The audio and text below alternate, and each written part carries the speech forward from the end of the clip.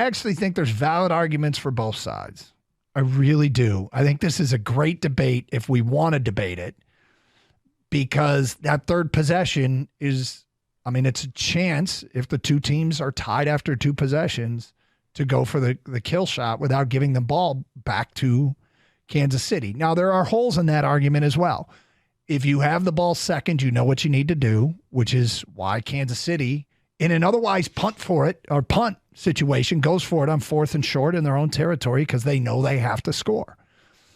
And there is a real argument to be made that if San Francisco opts to take the ball, goes down the field and scores a touchdown, and they're up 7, and then Kansas City responds with a touchdown, you can make a case, and I don't know what the correct answer here is, that it's wise for Kansas City to go for 2 and go for the win right then and there.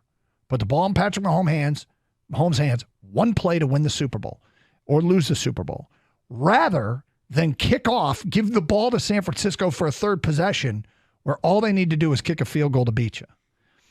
And I mean, I think these are all valid debates. I don't think there's an obvious answer. Some people do. But I mean, if you have the ball second in overtime, and you know if you tie them with a touchdown, they get the ball back with a chance to win, and you have no chance to respond, would you go for 2?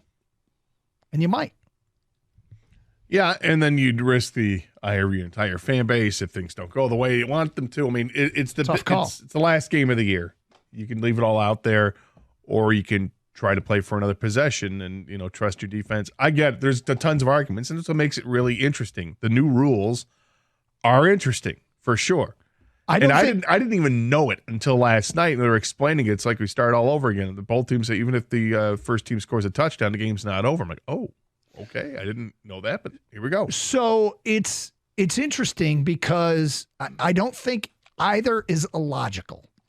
That's when I get into really argue decisions, when I think somebody goes illogical, and I don't really think I understand what Shanahan did. Now, if he didn't know the rule, that's a whole different thing. But he said it was about the third possession. That's why he wanted the ball first. I'm surprised, Doug, that you're not more all over Shanahan for making that call, because you're a guy who likes to know. No, I do like to know. So when you defer in overtime, you know what you have to do as an offense. You know what I mean? Yes, but I see the value of the third possession as well. It's such slim odds to get there, it seems like. Or I don't want to say slim, but the odds seem to be against you to get to that third possession. It's definitely under question as to how often these games will go to a third possession. But correct me if I'm wrong. This is the first overtime under these rules, right? We've had about an overtime a year in the postseason since 2010. It's a little less than one overtime per year. But this is the first one with these rules.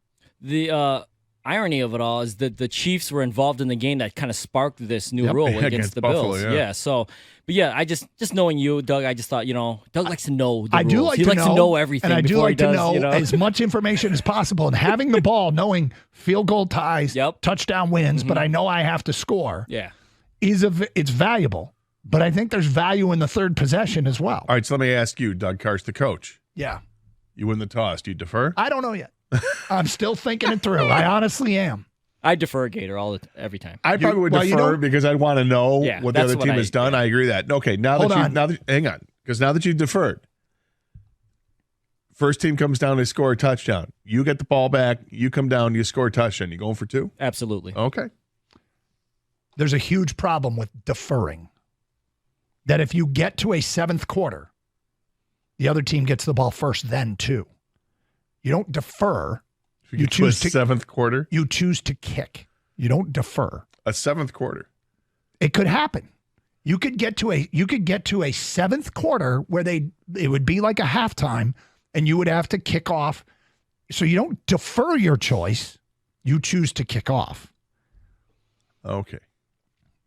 Although if you defer, let's not worry about it. Actually, the crazy thing is if you defer, the other team can choose then that you get the ball first. They can make that choice for you. Right? Because if you defer, it's your choice, right? And then if you get to a 7th quarter, if you chose to kick, then they get to choose to take the ball. So, you're right. You do defer. My bad. But that's all around the 7th quarter. Option. Yeah, I worry about the 7th quarter. We'll call Doug when he hit the 7th quarter. Right? But if you're a coach, you need to consider that. That you think could go into a 7th quarter. It's under consideration. It's way down the list. It is down the list, but it is there. And I was rooting. I mean, at that point, what about the 7th quarter? We got to think about that, right? We want the ball or not? Yeah. Kang's holding up the 7 fingers. Yeah. Well, the thing Doug's in charge of that, Gator. The thing about it is the longest playoff game in history was a double overtime game, which had the 3 seconds. This game ended with 3 seconds left in what was called the first overtime. That would have gone to a double overtime.